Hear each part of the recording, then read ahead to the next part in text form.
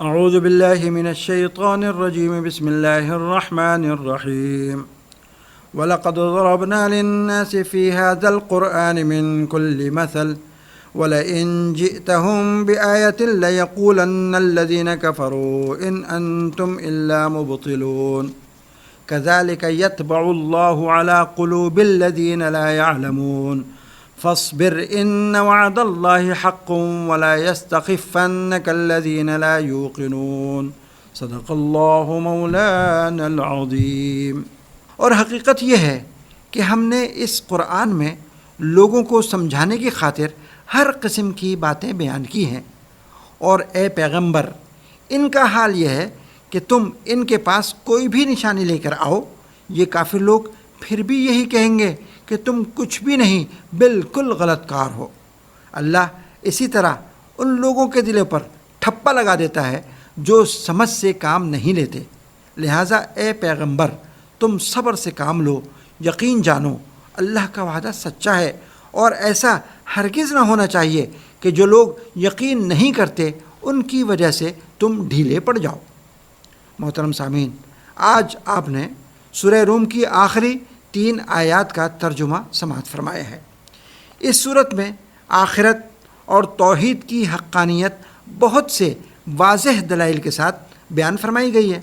چنانچہ پچھلی آیتوں میں بھی اللہ کی قدرت کاملہ اور مرنے کے بعد دوبارہ زندہ ہونے کی حقانیت کا ذکر چل رہا ہے کہ اللہ پاک کی قدرت کاملہ کی کھلی نشانی تمہاری زندگی کے مختلف مرحلوں میں صاف نظر آتی ہے کہ تم پہلے بچپن میں کمزور و ناتواں ہوتے ہو، پھر جوانی چڑھتی ہے تو تم کو طاقت و قوت حاصل ہوتی ہے، پھر بڑھاپا تم کو بالکل کمزور، لاچار اور بے بس کر دیتا ہے۔ یہ سب اللہ پاک کی قدرت و مشیت سے ہوتا ہے۔ تو ایسی قدرت کاملہ والا خدا مردے کو زندہ کیوں نہیں کر سکتا؟ تم ایسے معبود برحق کی خلاف ورزی کرو گے تو قیامت کے دن مجرم بنا کر پیش کیے جاؤ گے، اور اس وقت تم پچھتاؤ گے، یوں کہو گے کہ ہمیں دنیا میں بہت کم مہلت ملی۔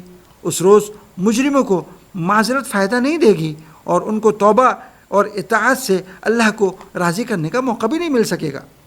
آج تلاوت کی گئی آخری 3 آیتوں میں اسی مضمون کا تسلسل ہے۔ فرمایا کہ آج دنیا میں جب کہ اطاعت خداوندی سے اللہ کو راضی کرنے کا موقع ہے، اور ان لوگوں کو قرآن کریم کیسی کیسی عجیب مثالیں اور دلیلیں بیان کر کے طرح طرح سے ان کو سمجھا رہا ہے، نصیحت کر رہا ہے، مگر ان لوگوں کا حال یہ ہے کہ ان کی سمجھ میں کوئی بات نہیں آ رہی۔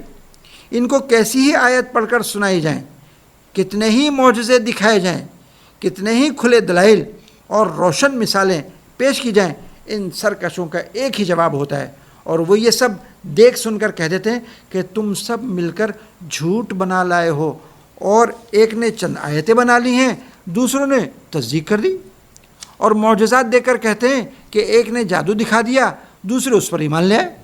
تم لوگ اسی طرح ملی بھگت کر کے اپنا دین پھیلانا چاہتے ہو، نعوذ باللہ۔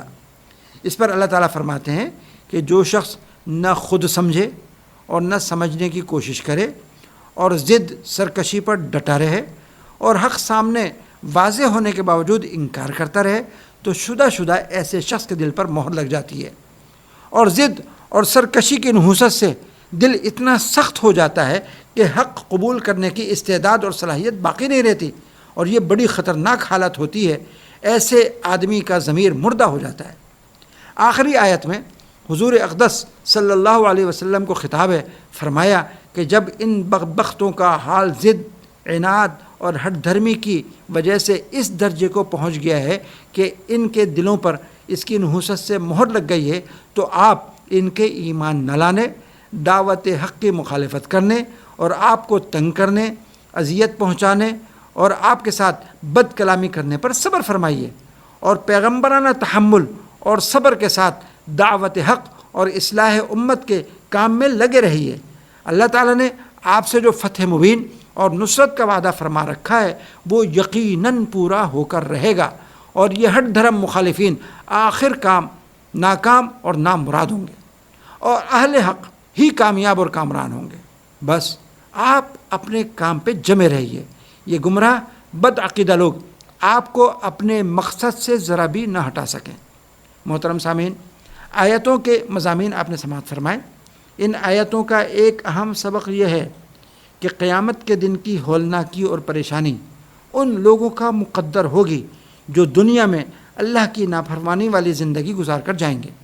اللہ کے فرما بردار نیک لوگ نہایت سکون اور چین سے ہوش و حواس میں ہوں گے، تو ہمیں دنیا میں اللہ کی فرما برداری والی زندگی اپنانا چاہیے۔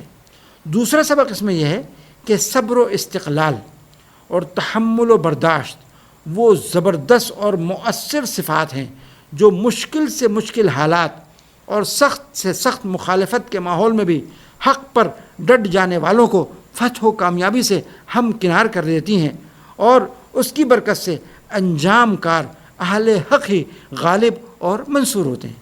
اللہ پاک ہمیں قرآن کریم سے سچی وابستگی اور تعلق عطا فرمائے۔ آمین وما علینا الا البلاغ۔